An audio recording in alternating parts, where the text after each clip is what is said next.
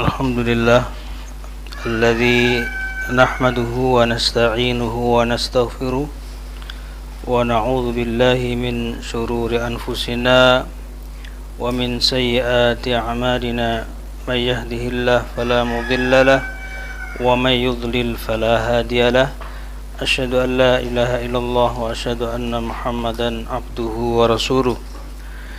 Allahumma salli wa sallim ala nabiyyina Muhammadin wa ala alihi wa sahbihi ajma'in.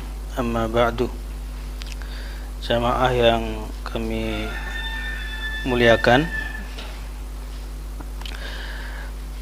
alhamdulillah, puji syukur kita bisa hadir kembali dalam kajian rutin kita yang pada pagi hari ini kita akan melanjutkan hadis dari hadis Riyadhus Shalihin, yaitu tentang masalah mahabbah, cinta, dari hadis nomor 389.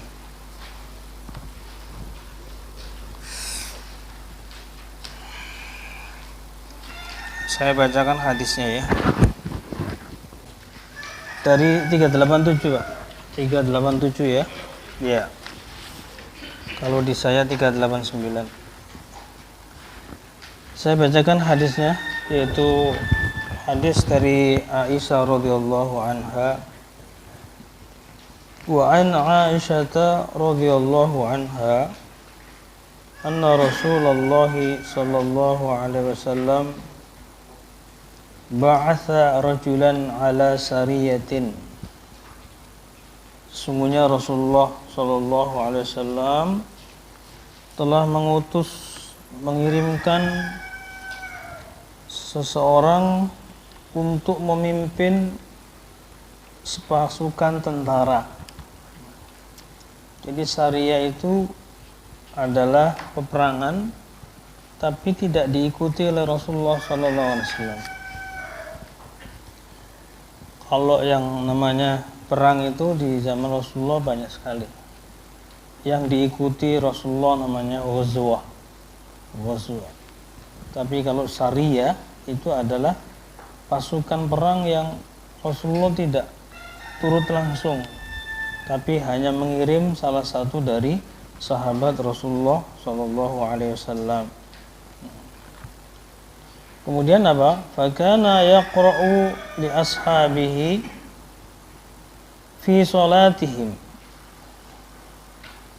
Orang yang dikirim Rasulullah itu kalau mengimami salat, kalau menjadi imam dalam salat dengan kawan-kawannya, dengan jamaah, apa?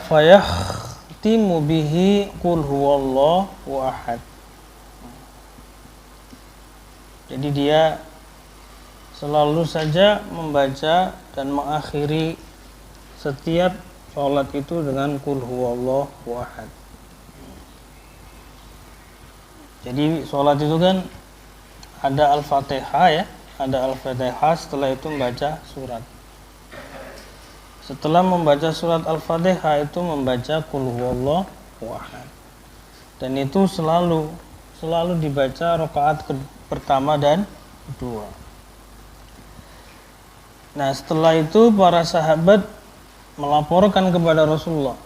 Falamma raja'u dzakaru dzalika li Rasulillah sallallahu alaihi wasallam. Ketika sudah pulang dari perang, para sahabat kemudian mendatangi Rasulullah sallallahu alaihi wasallam melaporkan tentang sahabat tersebut yang setiap sholat selalu membaca qul huwallahu ahad. Faqala saluhu, maka Rasulullah mengatakan saluhu, tanya kamu kepada dia. Li ayyi syai'in yasna'u dzalik, mengapa ia selalu melakukan demikian? Tanya kepada dia dulu, kenapa dia selalu membaca demikian. Fasa'alu, maka para sahabat bertanya kepada orang tersebut. Faqala Maka ia menjawab, li'annaha sifatur rahman. Karena di dalam surat tersebut ada sifat-sifat Allah Subhanahu wa ta'ala. Ada ahad, ada somad, ya. Banyak sekali di dalam kulhu itu sifat Allah. Qul huwallahu ahad, Allah maha ahad, Allahus somad, Allah maha tempat bergantung, ya. Terus setelah itu apa? Lam yalid walam yulad, ya. Sifat Allah itu tidak melahirkan dan dilahirkan. Walam yakul lahu kufuwan ahad, ya. Tidak ada siapapun di dunia ini yang menandingi Allah Subhanahu wa ta'ala. Jawaban siapa? Sahabat tadi. Kenapa kok berulang-ulang baca kulhu terus? Karena di dalam surat ini banyak sifat Allah. Kemudian dia mengatakan fa'ana uhibbu an aqra'a biha, maka saya senang dan cinta membaca kulhu, ya. Maka saya suka dan senang sekali membaca surat ini. Faqala Rasulullah sallallahu alaihi wasallam, maka Rasulullah bersabda, akhbiruhu, kabari dia, kabarkan kepada orang tersebut, annallaha ta'ala yuhibbuhu, sesungguhnya Allah mencintainya. Rawahu Bukhari Muslim, hadis Bukhari Muslim. Di sini di dalam kitab syarahnya, dalam penjelasan ini dijelaskan faedahnya apa. Yang pertama adalah disebutkan siapa itu orang yang diutus tadi. Namanya Kulthum bin Hindam. Kemudian faedahnya yang pertama, jawazul jam'i baina surataini ghairul Fatihah fi raka'ah wahidah. Yang pertama, boleh membaca dalam satu rakaat setelah Fatihah boleh dua surat yang berbeda. Misalkan habis habis Al-Fatihah baca qul huwahad sama qul a'udzu birabbil falaq, itu boleh. Jadi tidak harus satu surat. Habis surat kulhu baca surat al-falaq, baca surat an-nas, boleh saja. Ya. Tapi di sini sahabat Rasulullah melakukannya dengan setiap rakaat itu membaca kulhu ahad. Sekali lagi dipahami ya, bahwa dibolehkan baca dalam satu rakaat itu dua surat yang berbeda. Dua surat yang berbeda. Misalkan sholat zuhur asar ya Pak ya, Pak Nur bacanya panjang imam itu, saya belum selesai, dia sudah selesai beliau ini. Bapak mau menunggu Pak Nur kan kelamaan, baca surat yang lain boleh kan ya, supaya bareng nanti biar dia rukuk kita rukuk. Jadi kalau kita diem biasanya ngelamun Pak ya, macam cari surat yang lain, Bapak baca sendiri yang pendek-pendek gitu, sehingga tidak diem gitu. Kadang-kadang kita menunggu imam lama, kita diam aja kan, dengerin apa kita? Gak ada imam baca, imam juga panjang di situ misalkan. Ya. Nah, oleh karena itu dibolehkan dalam satu rakaat itu membaca dua surat yang berbeda setelah Fatihah. Kemudian wa anna sahabata kanu yuhra'una ila Rasulillah yastaftunahu fi kulli ma jadda lahum mimma lam ya'rifu hikmah atau hukmu. Para sahabat itu heran ya, sangat heran dengan kondisi pada saat itu, sampai minta fatwa kepada Rasulullah tentang masalah sesuatu yang tidak diketahui hukumnya. Pada saat itu memang sahabat agak heran gitu, kenapa ini kok rakaat pertama yang kedua juga baca kulhu gitu. Bahasanya kalau kita kan banyak surat yang lain kok kulhu terus ya, gak bosan apa ya, kulhu terus. Kalau kita justru ya kulhu itu gak apa-apa Pak. Kulhu itu kalau dalam menurut Imam Syafi'i itu kan sulusul Quran, sepertiga dari Quran itu dalam kulhu wahad. Cuman masalahnya kita kan gak memahami maknanya kadang. Kita membaca kulhu itu karena saking singkatnya ya. Quran ini pendek ini ya, qul huwallahu ahad. Dan enak sekali kalau kita baca gitu Pak. Nah, setelah dijelaskan oleh Rasulullah SAW tentang bagaimana qul huwallahu ahad ini dibaca dalam satu surat, yang pertama rakaat pertama dan kedua juga, ternyata sahabat ini menjelaskan apa tujuannya. Nah, ini penting. Apa tujuannya membaca qul dalam setiap rakaat? Tujuannya adalah karena kandungannya, kandungan suratnya tersebut. Ini penting sekali sehingga kita mencintai sesuatu itu mengerti apa yang kita cintai itu apa maksudnya. Kalau kita boleh praktekkan saja bahwa setiap rakaat baca qul itu nggak ada masalah, tapi mengerti kandungan dalam surat tersebut. Satu. Apa isinya? Isinya adalah sifat-sifat Rahman. Rahman itu Allah Subhanahu wa taala. Wa anna surat al-Ikhlas ishtamalat ala ma yajibu lillahi subhanahu wa ta'ala minat tauhid. Karena di dalam surat Ikhlas itu mengandung apa? Isi tentang tauhid. Tauhid apa? Keyakinan kita kepada Allah, keesaan Allah. Wa ma yajuzu fi haqqihi min tawjihil khalqi wa hawaijihim ilaihi wa qasdihim iyyahu fi sa'iri umurihim. Ya. Dan di dalam ini juga ada hak-hak ya, hak-hak siapa? Hak-hak Allah Subhanahu wa taala yang harus kita agungkan. Termasuk di situ adalah Allah tempat bergantung dalam setiap kehidupan kita ini. Dan tujuan kita dalam setiap urusan hidup kita. Itu yang terkait dengan ayat dalam surat Al-Ikhlas. Wa ma yastahilu fi haqqihi, dan mustahil bagi Allah di dalam surat itu apa? Punya anak dan diperanakkan. Ada di dalam surat Al-Ikhlas. Kemudian yang berikutnya wa annal a'mal bimaqasidiha, dan sesungguhnya setiap amal itu tergantung tujuannya. Ini penting juga difahami dalam hadis ini bahwa orang melakukan sesuatu itu tergantung tujuannya. Maka jangan menjustifikasi orang dulu ya. Jangan menghakimi orang dulu sebelum kita tahu tujuannya apa. Rasulullah kan begitu. Tanya dulu ke dia, ngapain begitu? Jangan langsung dihukumi salah atau keliru. Kita juga begitu Pak. Setiap Rasulullah ada apa saja itu nggak langsung sesuai dengan apa yang kita pahami, bukan. Tapi barangkali dia punya maksud lain gitu. Makanya innamal a'malu binniyat. Ada lagi al-a'malu bil maqasid. Sesungguhnya setiap amal itu tergantung dari tujuan masing-masing. Cuman kita kan susah bertanya gitu. Kita ini kan kadang-kadang hanya mengira-ngira saja, yang jadinya nanti suudzon. Dan suudzon itu kan dosa. Makanya lebih bagus itu bertanya kepada siapa saja yang apa ya, kita anggap keliru atau tidak sesuai.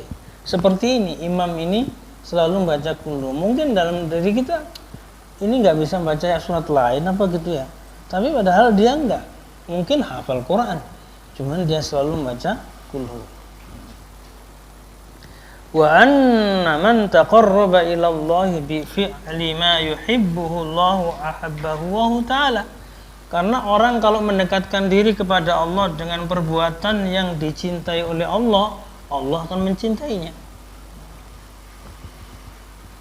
Jadi ada lagi hadis yang terkait dengan ini Pak. Ketika Rasulullah mendengar bahwa tujuan bacanya seperti itu, maka Rasulullah bersabda gimana? Apa ya? Di situ disebutkan hubbuka iyyahu adkhalakal jannah.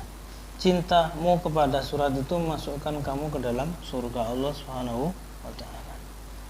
Hubbuka iyyaha adkhalakal jannah. Cintamu kepada ayat itu menyebabkan kamu masuk surga.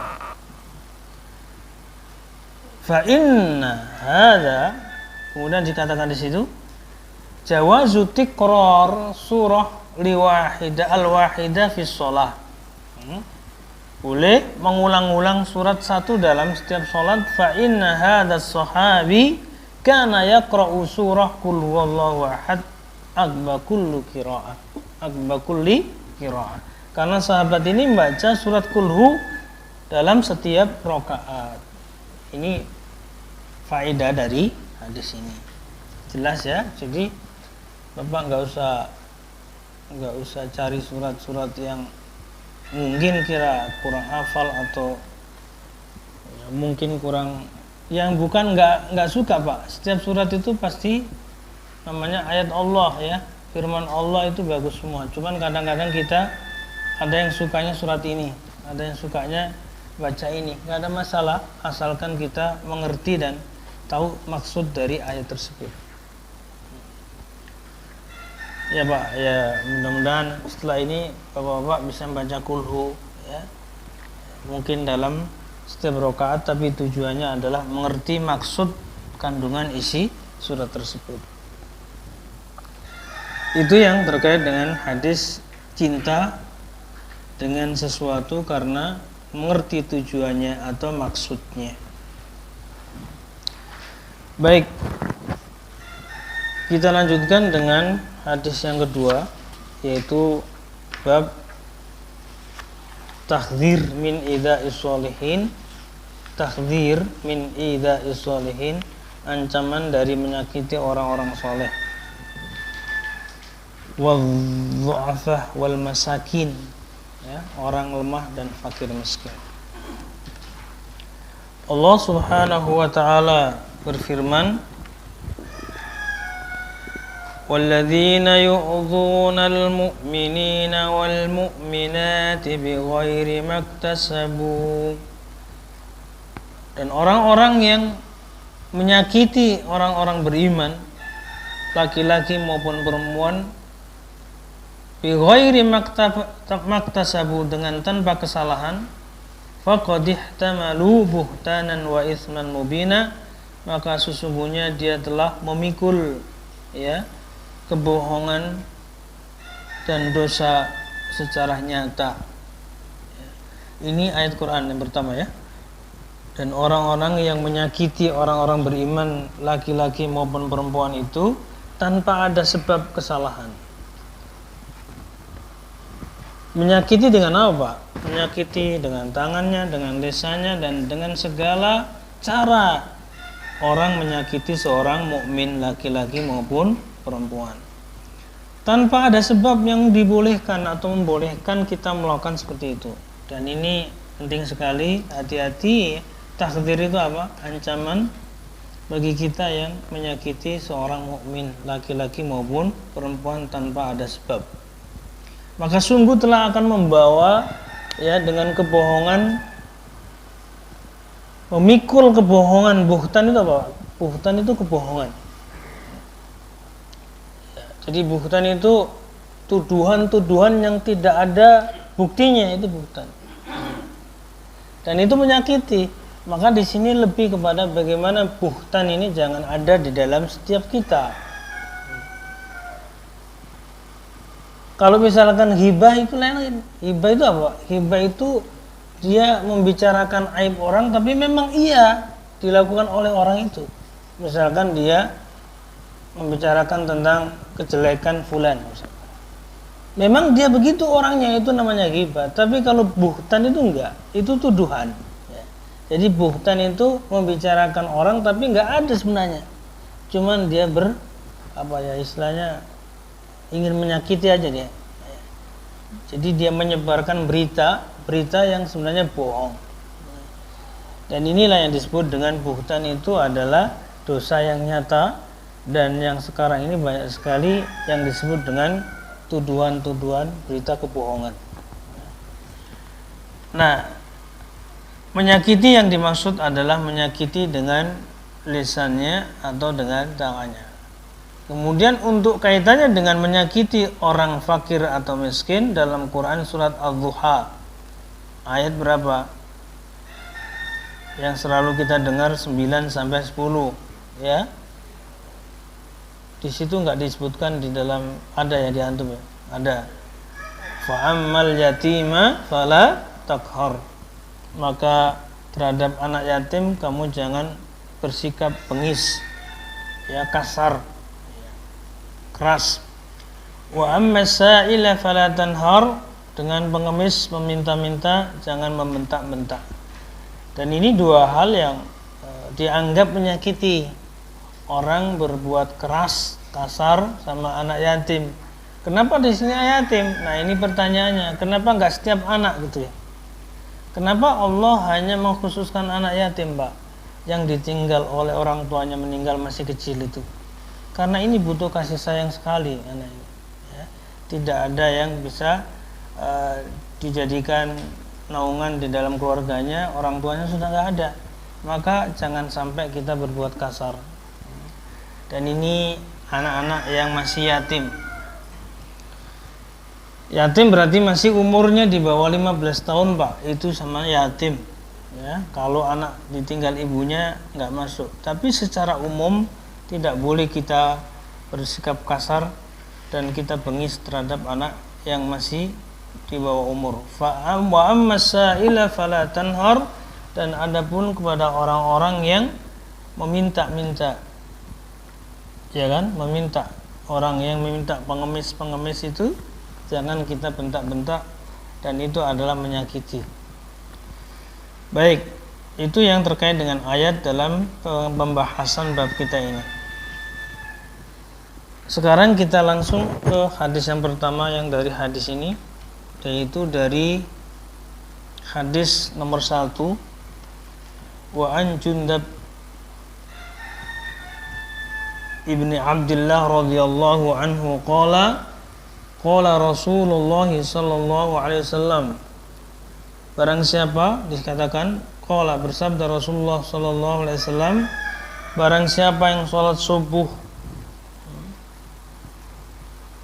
fahuwa fi dhimmatillah, dia ada dalam genggaman Allah Subhanahu wa taala.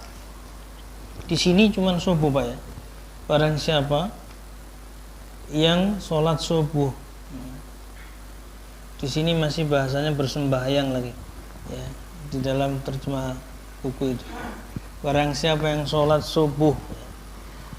Di dalam hadis lain ada mengatakan sholat subuh berjamaah ya. Tapi di sini cuma sholat subuh. Barang siapa yang sholat subuh, maka dia ada dalam jaminan atau genggaman Allah Subhanahu wa ta'ala. Sekarang pertanyaannya,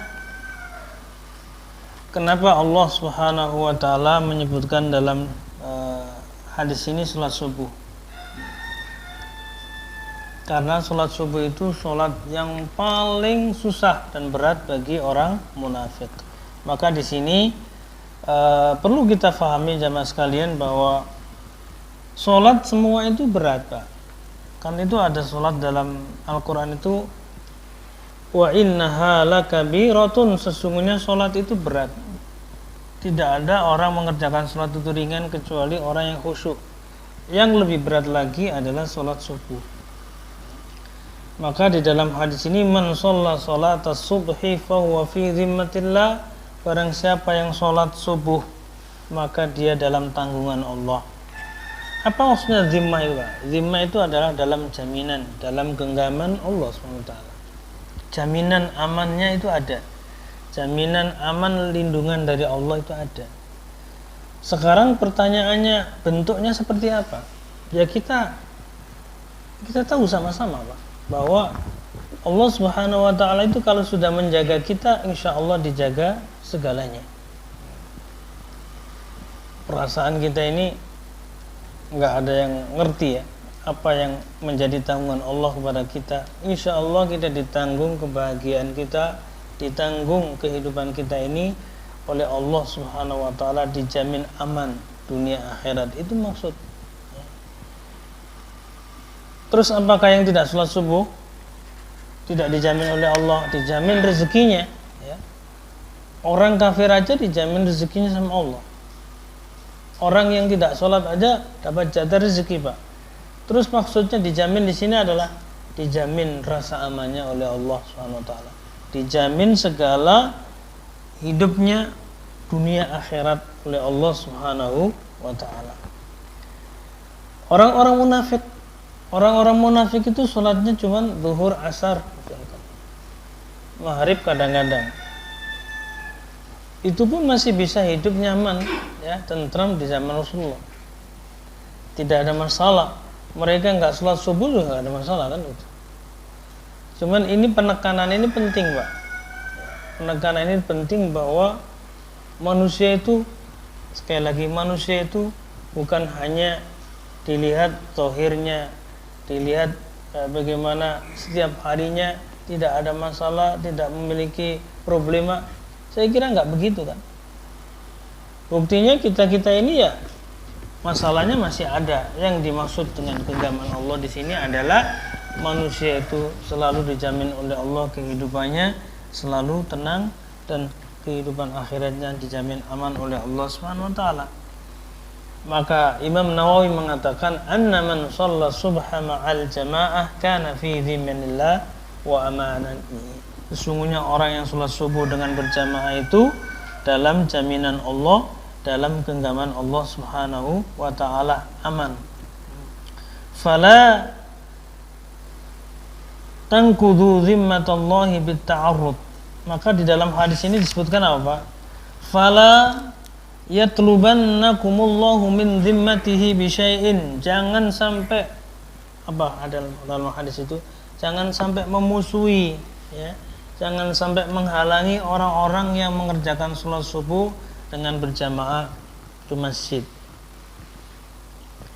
Di situ kan disuruh, jangan sampai meninggalkan sholat subuh. Jangan sampai menjadikan kita ini ada yang menghalangi orang untuk bisa melaksanakan subuh ke masjid kita ini. Jangan sampai mengganggu orang-orang yang datang sholat subuh untuk sholat berjamaah. Nah, di sini dikatakan apa yang mengganggu, apa yang meminta kepada Allah untuk supaya tidak sholat. Fa innahu man yatlubuhu min dhimmatihi bi syai'in yudriku thumma yakubuhu ala wajhi fi nari jahannam. Kalau ada orang-orang yang meminta, menghalangi atau menjadikan orang itu tidak bisa ke masjid, maka dia akan dijerumuskan oleh Allah wajahnya ke dalam neraka jahannam. Di sini disebutkan fala tanqudu zimmatallahi bitta'arrud bil adza liman shalla subhi. Jangan sampai Anda menghalangi orang, menyakiti orang untuk melaksanakan sholat subuh ini. Sesungguhnya Allah Maha murka dengan orang yang melakukan seperti ini, dan baginya ada dimasukkan ke dalam neraka Allah Subhanahu wa taala. Apa saja, Pak, kira-kira yang menghalangi? Kita dihalangi di sini bukan orang lain juga yang menghalangi, kita sendiri. Jangan sampai kita begadang malam-malam kemudian kita nggak bisa sholat. Jadi jangan minta kepada Allah sesuatu yang sulit, yang kita nggak bisa bangun malam itu, nggak bisa bangun subuh. Itu diantaranya. Fala yatlubannallahu min dhimmati bi syai'in. Jangan meminta sesuatu yang menghalangi kita mendapat apa? Jaminan Allah itu. Bapak-bapak, alhamdulillah di sini aman, insyaallah tidak ada masalah ya. Kita bicara dengan orang-orang yang jauh dari Allah Subhanahu wa taala. Berapa banyak mereka yang terhalangi untuk bisa sholat subuh ya karena mereka sendiri. Dan ini berbahaya. Maka sesungguhnya siapa yang melakukan seperti itu, maka Allah akan masukkan wajahnya ke dalam neraka jahanam. Sengaja, ya sengaja, karena meminta kepada Allah untuk tidak sholat. Ada mungkin berdoa, ya Allah jangan bangunkan saya subuh misalkan. Saya lagi capek, mudah-mudahan nggak denger adzan kan gitu. Nah itu kan doa-doa orang yang tidak mau sholat gitu ya. Ya itu bahasa kasarnya. Tapi ada juga orang yang dihalangi istrinya, mungkin ya nggak usah ke masjid misalkan. mungkin ada tapi nggak ada lah. Jadi antaranya seperti itu. Jadi penghalang-penghalang yang sebenarnya itu merugikan kita semua di sini, jangan sekali-kali kita minta kepada Allah seperti itu. Dan ada orang yang menghalangi untuk sholat berjamaah. Nah, kenapa di zaman Rasulullah disebutkan oleh hadis asqalus sholah indal munafikin sholatul isya'i wal fajri. Itu sering didengar Pak ya. Sholat yang paling berat bagi orang munafik itu sholat isya dan sholat subuh. Itu kenapa gitu Pak Jaimin? Kenapa kok sholat isya dan sholat subuh? Itu kan kita harus tahu. Ternyata memang munafik itu kan inginnya setiap ibadah itu dilihat orang gitu, disaksikan orang. Jadi yang terang-terang kelihatan ya zuhur, asar, maghrib, banyak orang masih melek gitu ya. Tapi kalau sudah isya itu sudah mulai lampu gelap gitu. Zaman Rasulullah nggak ada listrik kayak kita Pak. Jadi orang ke masjid kalau lagi gelap itu nggak kelihatan, dia mau jalan ke masjid itu nggak kelihatan. Maka di situ ngumpet dan tidak kelihatan sehingga isya ini menjadi berat karena memang dorongannya itu nggak ada. Dorongannya itu bukan karena Allah tapi karena manusia. Dan setiap orang yang melakukan sesuatu karena manusia itu ciri orang munafik. Sama dengan subuh yang manusia masih pada tidur, dan ini juga berat bagi mereka untuk melaksanakannya. Lah, ketika Rasulullah SAW menemukan kondisi seperti ini, maka memberikan warning juga kepada kita umatnya ini, jangan sampai meniru, mengikuti apa yang dilakukan oleh orang-orang munafik tersebut. Baik. Kemudian di dalam hadis yang ke berikutnya Pak, terakhir ya mungkin. Hadis yang baliknya. Di situ disebutkan menjalankan hukum-hukum terhadap manusia menurut lahirnya. Nah, ini penting, Pak. Ya. Jadi kita ini hendaknya menghakimi ya, menghukumi orang itu hanya dengan zahirnya saja. Ini hukum ya. Ijra ahkamin nas ala zahir. Hendaknya kita ini menghukumi orang sesuai dengan zahirnya saja. Wa syara'iruhum ilallahi ta'ala ya. Kalau urusan batin itu serahkan kepada Allah. Contoh misalkan, ya biasanya orang itu kan suka menutupi aibnya masing-masing. Tidak ada kita ini yang ingin membuka apa-apa kesalahan perilaku kita yang jelek ini nggak ada. Yang selalu ditampilkan oleh setiap orang itu selalu yang baik-baik saja. Dan itulah yang disebut dengan zahir. Jadi setiap orang melihat selalu satu sama lain. Saya melihat siapa saja di sini, saya selalu melihat zahirnya. Kalau sarair itu apa? Sarair itu kaitannya dengan hati kita. Dan itu urusannya bukan urusan kita, urusan Allah Subhanahu wa ta'ala. Dan ini tugasnya hakim di pengadilan. Hakim-hakim itu hendaknya setiap mengetok ya, keputusan itu zahirnya. Jadi nggak usah mengorek-ngorek hatinya orang dalam pengadilan itu. Biasanya kan saya tidak tahu, ya udah itu nggak tahu dia. Adapun dia bohong itu urusannya Allah kan gitu. Maka setiap orang kalau ditanya, kamu tahu tidak tahu, ya udah. Jangan kenapa nggak tidak tahu gitu. Padahal keluarganya sendiri saya nggak tahu. Nah, disinilah dalam Islam berlaku bahwa tidak boleh kita menghukumi orang kecuali dengan zahirnya saja. Kalau zahirnya itu orangnya baik, ya alhamdulillah dia baik. Maka menyaksikan orang meninggal jenazah itu juga Kita kan biasanya menyaksikan zahirnya saja bahwa dia adalah ahli ibadah.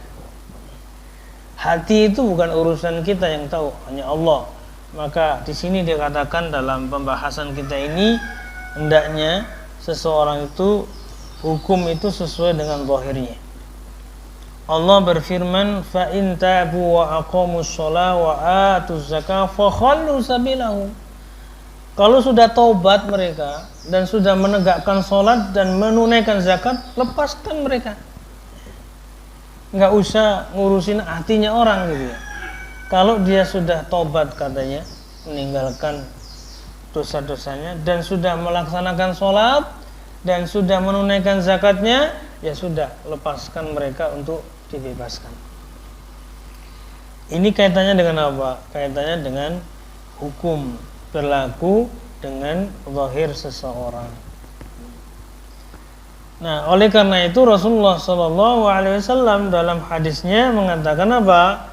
Umirtu an uqatilan nas hatta yashhadu an la ilaha illallah wa anna Muhammadan Rasulullah. Saya diperintah untuk membunuh setiap manusia sampai dia itu bisa mengucapkan syahadat. Sebelum bersyahadat harus dibunuh, harus diperangi maksudnya. Orang-orang kafir musyrik pada saat itu yang belum mengucapkan syahadat harus diperangi. Harus diperangi sampai mengucapkan kalimat tauhid itu. Kalau sudah mengucapkan tauhid, la ilaha illallah dengan kalimatnya itu, wa yuqimus shalah, mendirikan, menegakkan salatnya, wa yu'tuz zakah, menunaikan zakatnya.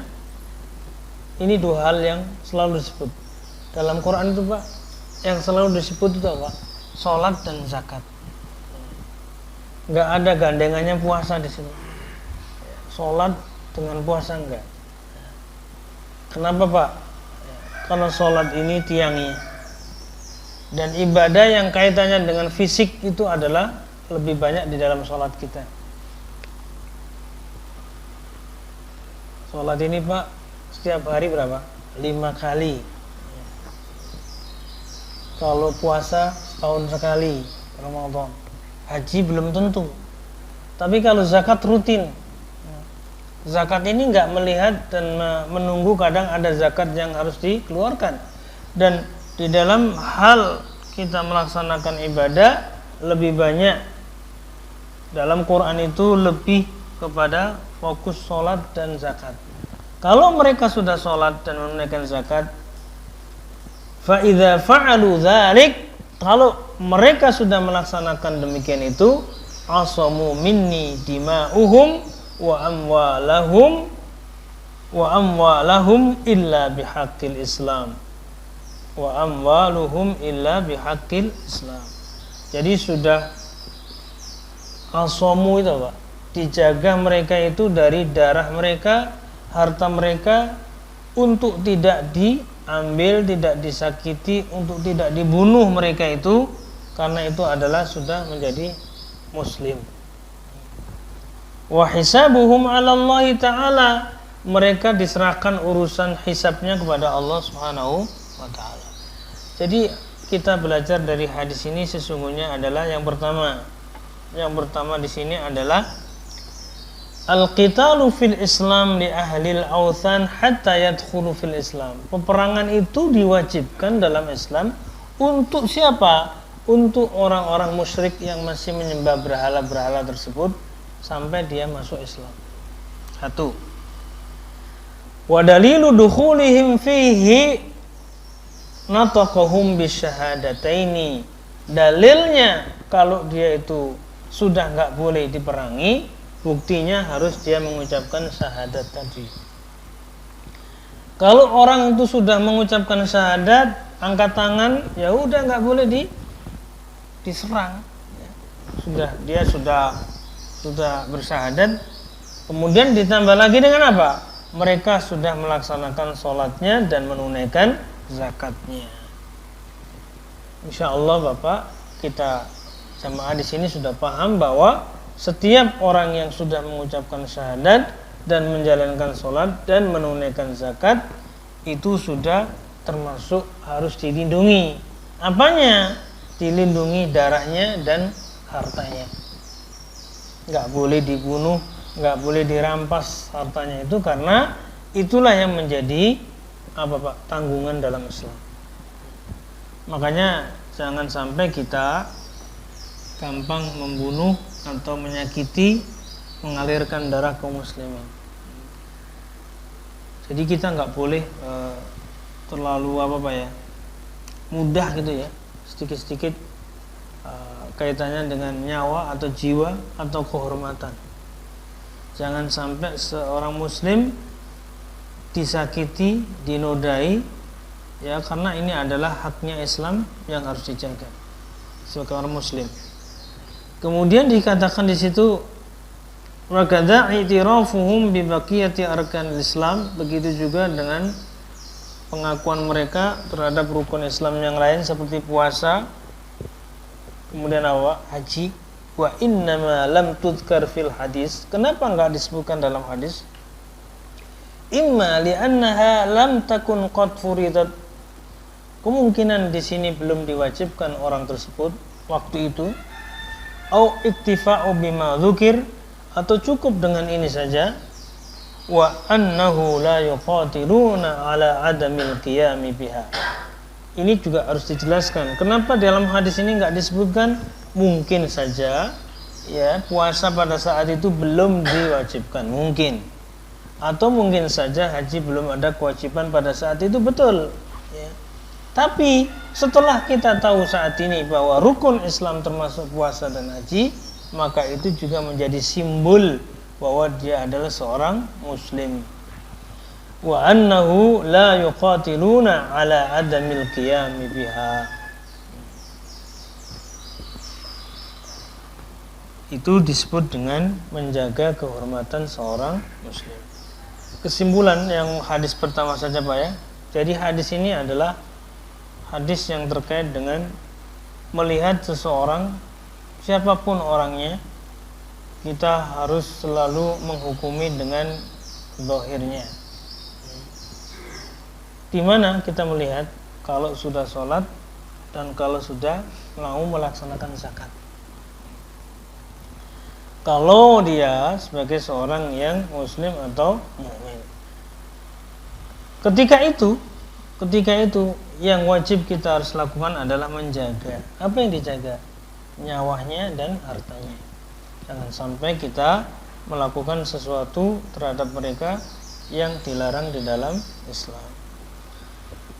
Jadi saya sekali lagi dalam penjelasan hadis pagi ini, yang pertama tadi adalah saya urut supaya ingat bahwa mencintai sesuatu itu adalah tergantung dengan tujuannya. Itu tergantung dengan tujuannya.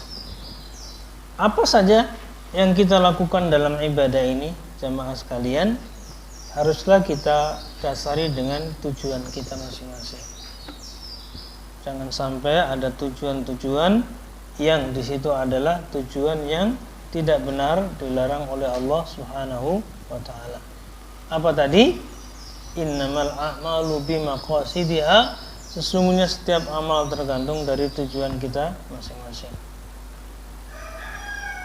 Kalau Bapak-bapak sekalian dalam masalah sholat saja, seperti tadi disebutkan, boleh baca apa saja surat, maka di luar sholat pun juga begitu. Kita boleh melakukan sesuatu kebaikan tergantung dari masing-masing tujuan kita. Tidak boleh keluar dari tujuan yang benar karena Allah Subhanahu wa taala. Kemudian yang kedua tadi terkait dengan jangan menyakiti orang-orang yang beriman. Itu juga faedah. Saya tidak menemukan, alhamdulillah, di kita ini yang menyakiti dengan apa? Dengan fisik, nggak ada.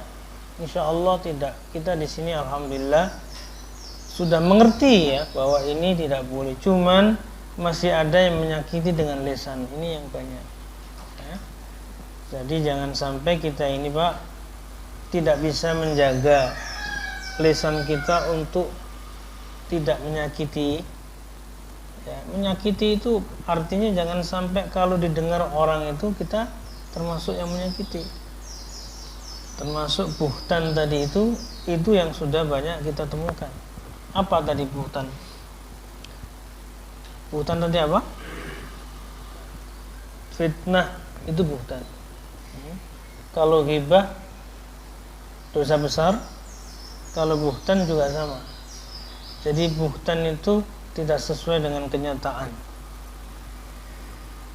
Insyaallah bahwasanya tidak melakukan, tapi kadang-kadang ikut di dalamnya, dan ini bahaya juga. Kayak share berita maupun share apa saja itu ya, jangan sampai kita termasuk orang yang buhtan. Dan ini bahaya buat kita, dosanya adalah apa? Faqad ihtamala buhtanan wa itsman mubina. Dosanya nyata dan berat gitu ya. Bagaimana masih kamunya? Ya udah, diam saja, Pak. Enggak boleh ikut-ikutan dalam berita-berita yang fitnah itu. Insyaallah tidak ada, cuman ini mengingatkan saja terkait dengan menyakiti seorang mukmin dan mukminah. Termasuk cerita di zaman siapa, peristiwa di zaman Rasulullah itu ada namanya fitnah hadisul ifk, peristiwa Aisyah yang difitnah itu baik selingkuh. Dan ini juga bahaya. Isu ini isu kan, bukan isu saja. Dan isu itu kan bisa berkembang sampai orang Madinah semua itu percaya, Pak. Coba bayangkan. Hanya isu yang dia dengar, semua kota Madinah sampai sahabat Rasulullah itu banyak yang menerima berita itu dan setuju, menyetujui dan mengiyakan itu benar. Nah ini juga bahaya kalau setiap kita mendengar berita kemudian karena yang bawa berita itu orang yang yang bicaranya masya Allah meyakinkan, kita terima, padahal itu buhtan dan dosa besar. Jangan sampai kita mengikuti berita-berita tersebut. Kemudian yang terakhir yaitu tentang bagaimana kita diharuskan untuk menghukumi seseorang sesuai dengan zahirnya saja. Saya nggak tahu bahwa kita semua di sini sudah belum melakukan semua ini. Kadang-kadang kita ingin tahu hatinya bagaimana caranya. Kalau orang dikasih orang, Bapak ingin tahu ikhlas enggak gitu. Enggak boleh kan? Kalau dikasih orang ya jazakumullah khairan. Terima kasih, semoga Allah balasnya. Enggak usah tanya ikhlas enggak kamu ngasih saya. Ikhlas itu bukan urusan kita ya. Urusannya Allah dengan dia. Jadi Bapak dikasih sumbangan 10 juta misalnya. Enggak usah melihat apa ini orang ikhlas enggak ya kira-kira.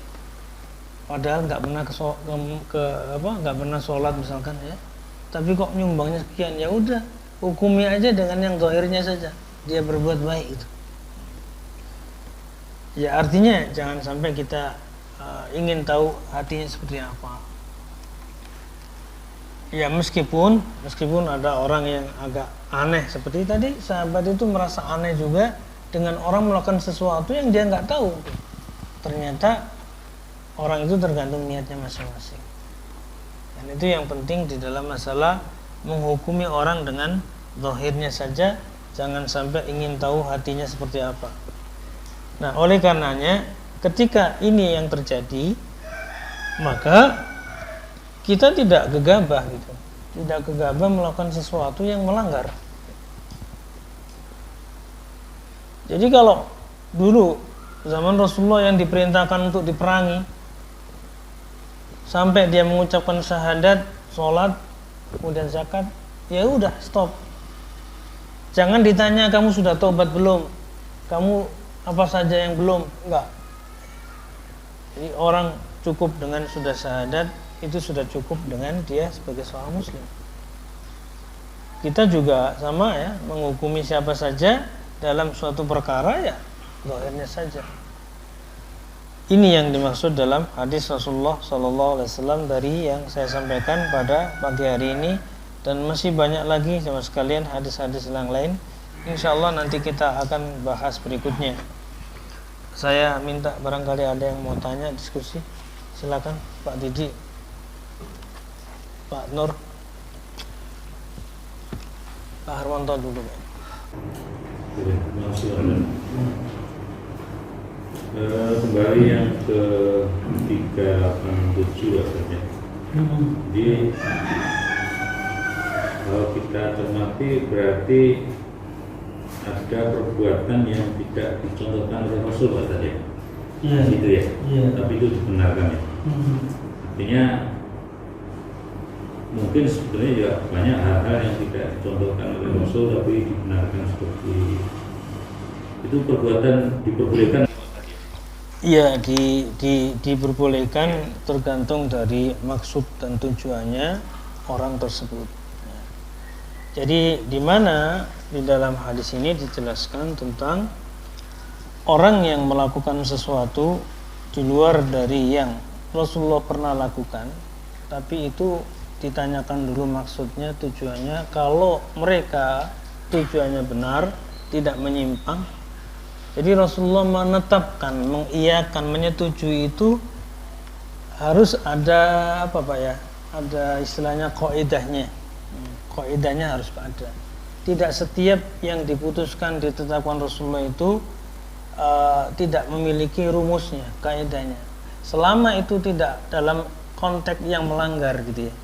Yang melanggar atau keluar dari apa yang diajarkan oleh Rasulullah, apa yang ditetapkan oleh Rasulullah, ya monggo dilaksanakan. Nah, disinilah penting sekali. Jadi kita sebagai manusia biasa, bukan Nabi dan Rasul, tentu tidak seperti Rasulullah, beda. Kalau Bapak dimintain fatwa, dimintain suatu hukum, ya nggak bisa seperti Rasulullah, karena Rasulullah itu setiap yang diucapkan wahyu gitu. Jadi tidak keluar dari wahyu. Maka ketika mengiyakan, menyetujui yang sahabat itu, artinya ini juga wahyu dari Allah Subhanahu wa taala. Tapi kalau kita kan dasarnya bukan wahyu. Kita dasarnya dari sana, dari sana, dari sana, dari ulama ini, dari ustadz ini, enggak begitu. Beda lagi. Nah, inilah yang saya maksud dengan bahwa ketetapan Rasulullah itu beda dengan ketetapan manusia kita. Kalau sudah ditetapkan Rasulullah berarti menjadi suatu sumber hadis, hukum, ya. Dan itu kita ikuti. Meskipun Rasulullah sendiri nggak melakukan kan gitu, ya, seperti yang kemarin ditanyakan juga Bilal, setiap wudhu sholat 2 rakaat, Rasulullah nggak melakukan itu. Rasulullah nggak melakukan itu. Pertama kali yang melakukan siapa? Bilal. Tapi itulah yang menjadi ketetapan Rasulullah, dibolehkan. Sama dengan tadi sahabat itu, dasarnya karena mencintai dan mengerti maknanya, ya maka dibolehkan. Dan tidak dilarang di dalam sholat itu mengulang surat-surat yang sama gitu. Boleh nggak Pak Nur, misalkan maghrib saya baca kulhu, yang kedua kulhu, yang nggak ada masalah. Mungkin jamaah heran gitu, ini kok dua-duanya kulhu ahad gitu. Nah, setelah ditanya, memang nggak dilarang, ya. Kalau misalkan kita paham maksud dari apa yang saya harus baca itu. Cuman belum waktunya orang sekarang seperti itu. Ya, mungkin di sini kalau seperti itu ya dianggap nggak bisa baca surat lain gitu. Cuman itu mungkin itu bisa dilakukan oleh kita sholat sendirian gitu Pak. Sholat sunnah itu, Bapak mau sholat sunnah ya baca aja kulhu aja. Gitu. Biar cepet nggak? Ya termasuk biar cepet juga kan. Bukan apa ngerti, kadang-kadang kita biar cepet aja ya. Mau cepet lagi atau inakal kausar lebih cepet lagi gitu ya. Ya, tapi diketahui artinya apa, maksudnya apa itu. Saya kira begitu. Jadi itu yang menjadi penting ketika Rasulullah menetapkan sesuatu, maka di situ pasti ada kaidah yang harus diketahui. Mungkin kalau tidak melanggar apa yang menjadi ketentuan dalam Islam, ya boleh. Tapi kalau Rasulullah mengatakan nggak boleh, ya berarti itu adalah tidak boleh. Ya. Saya kira itu. Ada yang lain? Wallahu a'lam bishawab. Pak Jai? Klausulnya surat Al-Ikhlas itu kan dalam keadaan perang, ya kan? Kalau diterapkan sekarang apa masih bisa? Ya, jadi bisa-bisa saja meskipun tidak dalam keadaan perang. Jadi dalam keadaan perang maupun tidak perang, tapi Rasulullah tidak menjelaskan di situ. Rasulullah tidak menjelaskan boleh hanya di perang saja, nggak menjelaskan gitu. Tapi membolehkan, bahkan dikasih apa? Dikasih motivasi sama Rasulullah. Ya, apa motivasinya? Ada kan motivasinya di situ? Rasulullah mengatakan akhbiruhu, kasih tahu dia, ya, annallaha ta'ala yuhibbuhu. Coba, sesungguhnya Allah mencintai dia. Ada nggak jawaban? Mencintainya pada saat-saat tertentu? Tidak. Ya. Maka tidak terbatas dengan pada saat perang, tapi boleh kapan saja Bapak membaca ini, tapi dengan tujuan yang benar itu aja. Jangan tujuannya ingin cepat selesai, itu beda lagi, Pak. Ya. Makanya yang bagus itu ya jangan sampai kita hanya karena nafsu kita ibadah itu. Kalau nafsu karena cepat ya. Kalau ini enggak, dinikmati, dihayati, maksudnya begitu aja. Pak Nur, Pak Ari, silakan monggo ditanyakan kalau yang kurang pas. Seperti yang menjalankan hukum manusia menurutnya. Yang sekarang ini sama aja. Jadi kalau kita politikus misalnya dia melakukan apa, terus kita bilang pencitraan gitu, itu bagian dari itu juga ya. Yang mana itu? Menilai manusia dan lainnya. Iya. Ya itu juga nggak boleh, Pak. Itu tergantung dari niat masing-masing orang. Makanya jangan ikut-ikutan dengan bahasa pencitraan itu sebenarnya, itu juga nggak boleh. Ya. Kita ini nggak boleh menghukumi orang dengan zahirnya dia. Udahlah, kalau itu kebaikan, ya kalau itu punya kepentingan, yang tahu kepentingannya siapa, kita nggak tahu. Ya sudah. Ya. Mereka itu punya kepentingan-kepentingan yang lain, tapi zahirnya itu berbuat baik, Pak. Ngasih sembako, ngasih apa saja. Udahlah, itu dihukumi yang baik. Ya. Tapi adapun sarair itu hatinya kayak apa, ya itu Allah yang tahu. Maka saya ini bersyukur saja kalau dikasih orang apa saja kita syukuri, nggak usah heran-heran gitu. Ini nggak pernah ngasih saya, kok ngasih saya, udahlah diterima, itu ala rezeki gitu. Biasanya kita sekarang zamannya adalah zaman ya seperti saat ini, kadang-kadang kita selalu belum bisa menerima. Kadang-kadang kebaikan orang itu masih ditafsirkan beda-beda. Padahal ya kebaikan. Nah, sampai dengan orang kafir pun ya kita juga sama. Kalau orang kafir berbuat sesuatu ya anggap saja kebaikan. Tapi untuk urusan hati dia adalah Allah. Apalagi orang muslim. Jadi Pak Presiden itu banyak pahalanya kalau kita omongin terus kan gitu.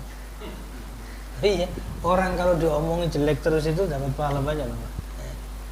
Tapi justru kita yang nggak sadar gitu. Setiap duduk ngobrol-ngobrol ngomongin presiden, ngomongin menteri, gitu. Nah nggak ada gunanya gitu. Sayang kita ini sudah sholat tiap hari, tapi ketika ngobrolin orang terus gitu. Ya. Saya mendingan kita diem ya, udah lihat aja keadaannya. Tapi kalau ada pemilu ikut ya selesai kan. Nggak usah kita harus mengurangi dosa kita sendiri karena membicarakan aib orang. Begitu Pak Nur ya. Ya karena kita kadang kesel juga ya, udah ditahan saja. Sabar namanya. Wallahu alam. Yang lain. Pak Hari kayaknya ini harus bertanya, udah lama nggak muncul di pertanyaan. Iya, jadi terkait dengan baca surat Al 2, 3 itu ketika sholat mengucapkan sholat asyar tidur. Kalau makmum dan sering banyak juga imam baca panjang, kita suratnya cukup menyimak atau iya. Dan itu yang sering saya lakukan juga karena Pak Nur ini lama banget bacanya sholat zuhur atau asar gitu. Ya kadang-kadang saya kan, kalau saya biasanya, tapi bukan harus ditiru Pak Nur ya, karena memang kadang-kadang saya kan di kantor itu kan jamaahnya ingin cepat selesai karena nggak ada urusan gitu ya. Yang bacanya pendek-pendek aja sih itu. Ada Alakum Mutakasur, ada Alam Nasrah gitu aja. Ya nggak ada masalah. Jadi muraatul jamaah, menjaga jamaah jangan sampai ngelamun kemana-mana terus urusannya nggak selesai juga. Ya udah, yang ada aja dibaca. Cuman kalau kita sholat biasa di rumah gini kan ya nggak apa-apa. Dan jamaahnya jangan diem saja, kalau bisa ya baca surat yang lain yang bisa dibaca. Soalnya imamnya belum selesai. Gitu. Yang biasanya Pak, Rasulullah itu minimal baca wasyamsi wa duhaha, zuhur, asar itu ya seperti itu biasanya. Wallaili idza yaksha itu kan lumayan Pak Hari. Ya. Tapi kalau Pak Hari baca kulhu ya kelamaan diemnya, beliau masih baca wasyamsi wa duhaha. Supaya nggak diem aja, mungkin nanti bisa jadi nggak khusyuk kita kan. Yang baca lain kulhu, aqul a'udzu birabbil falaq, wa a'udzu birabbin nas. Rasulullah itu sholat malam, Pak. Sholat malam itu Rasulullah dalam satu rakaat itu baca Al-Baqarah, Ali Imran, An-Nisa dalam satu rakaat 3 surat. Nah itu dia contoh dari apa yang dilakukan Rasulullah. Jadi itu yang saya tahu ya. Mungkin saya tahu karakter imam itu kan tahu ya. Kalau ini agak panjang, kalau jadi kita tahu oh ini harus baca agak panjangan. Boleh saja Pak Hari, monggo dilaksanakan. Ya. Jadi jangan apa ya, diem saja. Kalau diem itu biasanya dimasukin oleh setan. Kira-kira gitu. Nih, saya numpang sholat di orang lain, tempat kerja gitu. Di situ melakukan adzan sampai qomat dan sholat berjamaah. Nah saya khawatir waktu saya itu jangan cukup ikut sholat jamaah. Sebelum qomat itu saya sholat sendiri, itu bagaimana? Meninggalkan itu jamaah. Ya tergantung dari kondisi kita ya. Sesungguhnya yang dianjurkan sekali untuk kita dalam setiap menemukan sholat di masjid itu ya ikut berjamaah. Itu kewajiban ya. Kewajiban berjamaah itu ada, bukan wajib ain, bukan begitu, tapi itu adalah keharusan kita untuk mengikuti jamaah itu semaksimal diusahakan. Tapi kalau seandainya kondisinya memang Bapak ini ada sesuatu yang harus segera dilaksanakan ya beda lagi. Bisa sholat sendirian karena kondisi, tapi bukan berarti itu dilakukan terus menerus tidak. Mungkin suatu saat mungkin saya harus sendirian, atau ya Bapak jangan sholat di situ, itu aja. Karena itu ibaratnya mengetahui sesuatu di depan matanya tapi dia tinggalkan itu kewajiban itu. Dan kalau misalkan Bapak nggak sempat, nanti saja kan nggak apa-apa. Misalkan kondisi darurat. Apakah boleh kita sholat sendiri? Sholat sendiri boleh, tapi mengurangi ya fadilah kita sendiri. Berjamaah itu Pak, kalau menurut imam kita yang mayoritas di Indonesia ini, siapa? Syafi'i, hukumnya apa? Imam Syafi'i menghukumi sholat jamaah itu sunnah muakkadah, sunnah yang sangat-sangat dianjurkan bisa dilaksanakan. Jadi kalau antum punya, bapak-bapak sini punya kesempatan sholat jamaah nggak melakukannya, itu sangat disayangkan. Nah itu yang menurut Imam Syafi'i dalam fikihnya.